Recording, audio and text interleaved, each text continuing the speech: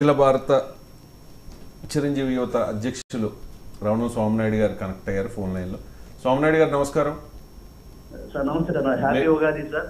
ఉగాది శుభాకాంక్షలు సార్. నిజంగా మీరు విజయవాడలో ప్రేక్షకులందరికీ హ్యాపీ ఉగాది. మీరు గతంలో విజయవాడలో ఒక మెగా ఫ్యాన్స్ మీటింగ్ పెట్టారు, నాకు తెలిసి ఒక 2 years అవుతుంది అనుకుంటా. దానిలో మెగా ఫ్యాన్స్ అందరూ కూడా ఈసారి జనసేన పార్టీకి మద్దతు ఇవ్వాలని తీర్మానం కూడా చేశారు.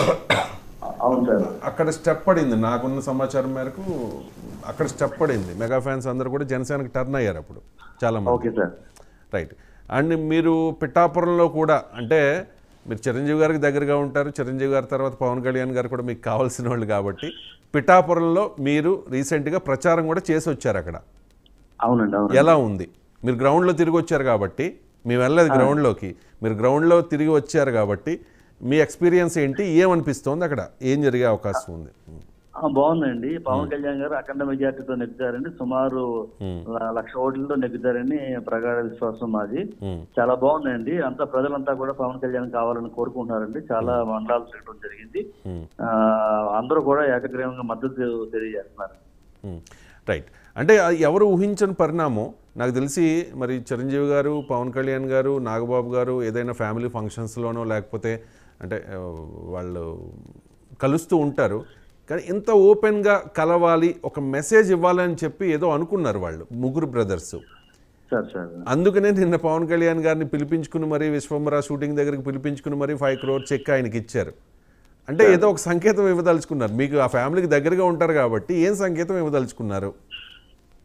అంటే ఏం లేదు సార్, అది పార్టీకి ఆయన కష్టపడిన డబ్బంతా కూడా ఈ రైతులకి విరాళం ఇవ్వటం కానీ, పార్టీ కోసం సంక్షేమం కోసం ఖర్చు పెడతాం, అదే విధంగా కార్యకర్తలు ఇన్సూరెన్స్ కోసం ఖర్చు పెడతాం, ఇవన్నీ చూస్తున్నారు, టీవీలో చూస్తున్నాం, పేపర్లో చూస్తున్నాం. కాబట్టి అదే విధంగా ఇప్పుడు ఎలక్షన్ జరుగుతున్న తరుణంలో తమ్ముడి గారికి అండగా ఉండాలనే ఉద్దేశంతో ఆయన 5 కోట్లు విరాళం ఇచ్చి ఉంటారండి.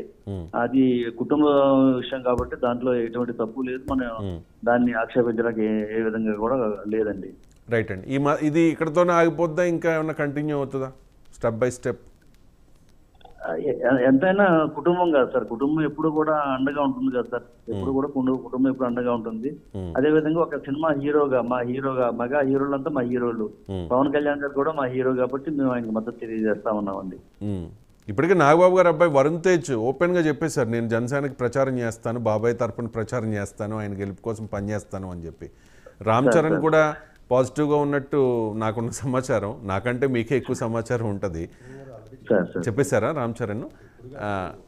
అంటే ఏదో ఇంటర్వ్యూ నేను కూడా చూశానండి, అవసరమైనప్పుడు నేను బాబాయ్ పిలిస్తే తప్పనిసరిగా వస్తాను, బాబాయ్ పిలిస్తే.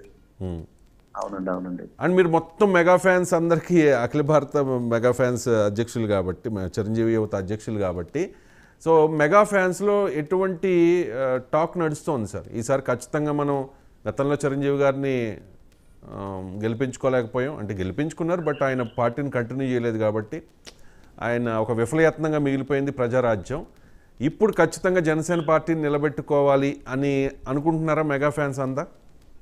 తప్పనిసరిగా సార్. ఎప్పుడైనా సరే మా అభిమాన నటుడు పవన్ కళ్యాణ్ గారు స్థాపించిన పార్టీకి బలపరుస్తూ ఆయనకు సపోర్ట్ గా ఉంటూ ఆయన విజయం కోసం ఎప్పుడు కూడా కృషి చేస్తూనే ఉంటామండి. ఈసారి కూడా తప్పనిసరిగా ఆయన నెగ్గాలి, ఆయనతో పాటు పోటీ చేస్తున్న మిగతా 20 మంది నెగ్గాలని మేమంతా కోరుకుంటున్నామండి. మేమంతా కూడా వారి సపోర్ట్